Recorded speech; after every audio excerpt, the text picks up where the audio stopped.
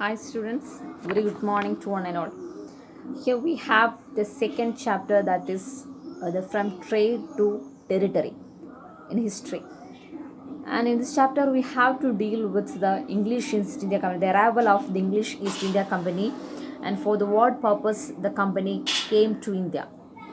And we know that before the English East India Company, before the Britishers, here we have the Mughal administration. Aurangzeb was the last powerful ruler in Mughal dynasty, and his Zemindars and his governors tried to expand their territory through regional kingdoms. Here we have to study, first topic we have to study English East India Company comes from East. We all of you know that Vasco da Gama, he was the first foreigner or Portuguese explorer who invented the sea route to India in the year 1498. And the Portuguese was the first European who came to India for the purpose of trade or mercantile. Mercantile means it's a business or enterprises who earn their income through trade. Trade means kachavada, and they established their presence in the west coast of India, and especially they had set up their headquarters in Goa.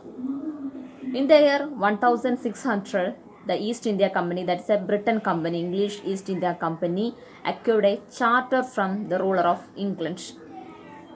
They are the people to start the trade with India in the first time.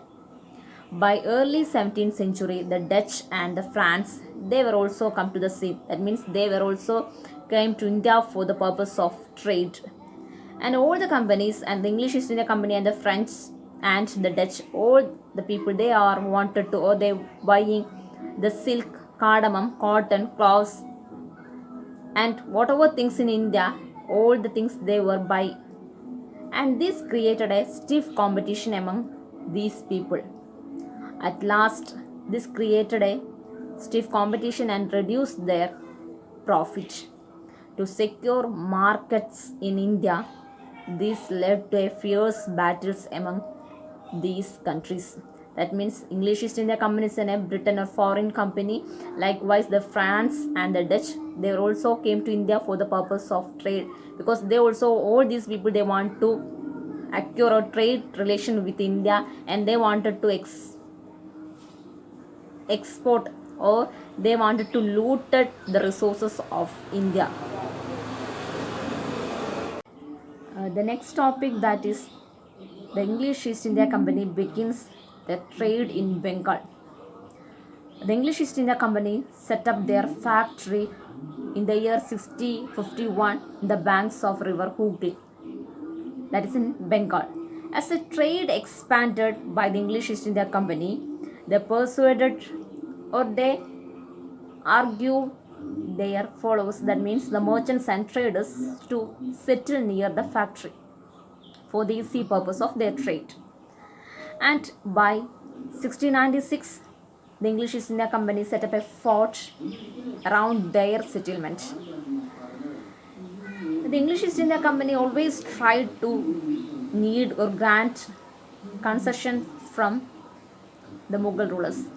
The English East India Company bribed the Zemindari rights of the Mughal rulers. Zemindari rights means the Mughal rulers have the right to collect the taxes from the people, and these rights bribe means moshtikia. It's a bribe from Mughal rulers by the English East India Company.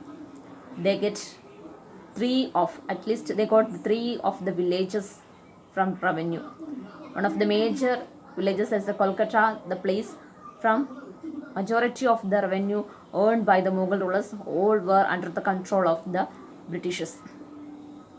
And at last, the Mughal ruler, that is Aurangzeb, also granted Farman to the English East India Company. Farman means granting right to trading right to English East India Company without duty free. That means no money paid. Without money paid, they can conduct or they can make trade with India. They always tried to lot of concessions from the Mughal rulers. At last, they earned more revenue from Bengal. That means the Bengal rulers and the Mughal, they lost their revenue collection from Bengal. Here have the next topic, that is how trade led to battles. We discussed that the English East India Company, they was set up their first factories was in Bengal. And though the early 18th century, there was a conflict between the English East India Company and Nawabs. Nawab means the ruler of Bengal, we call it is a Nawab. There's a conflict between these two of the people, they were intensified, or that becomes strong. After the death of Aurangzeb, the Bengal Nawabs asserted, or they decided to reduce or avoid the concessions of English East India Company. The major rulers or the powerful rulers are Ali Wardi Khan and Murshid Quli Khan and Siraj-ud-Dawla. These three rulers were one of the prominent or strongful rulers or Nawabs in Bengal. They were denied whatever the rights were granted by the Mughal rulers to English East India Company. All this was denied or stopped. And the first one, the Aurangzeb, he was given the farman. That means the right to trade in India without duty free. But the people of Nawab, they were asked tribute or money for their trading. And they were also stopped the fortification of the English East India Company.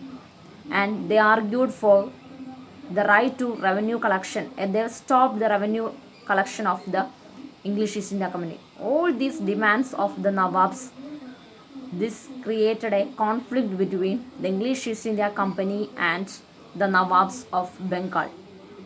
And at last this was led to famous battle, let's say Battle of Plassey. Here we have to study the next topic. This is an important topic, that is a Battle of Plassey in the year 1756. The next topic, that is the Battle of Plassey.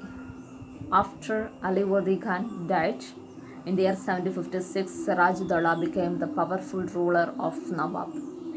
The English East India Company, they were always tried to keen interest in the puppet rulers in Nawabs, because only the puppet rulers, they were always given concession to the English East India Company. But Siraj-ud-Dawla was one of the strong or powerful ruler.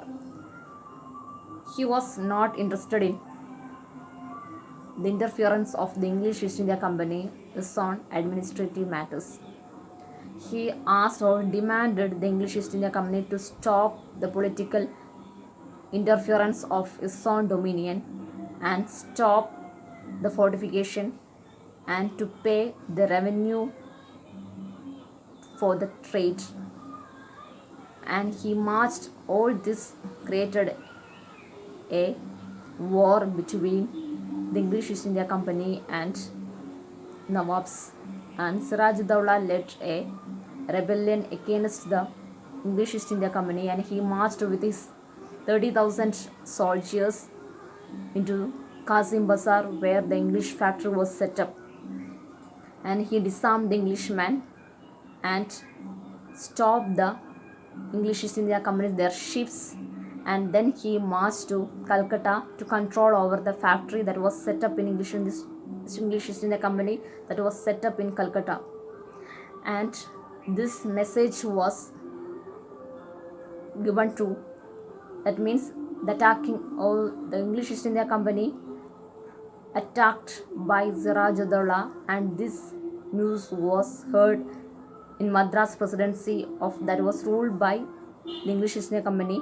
They were sent a Robert Clive with a negotiation or discussion with Siraj-ud-Dawla, but the negotiation failed, and the English East India Company and the Siraj-ud-Dawla led a popular war or popular battle that was known as Battle of Plassey.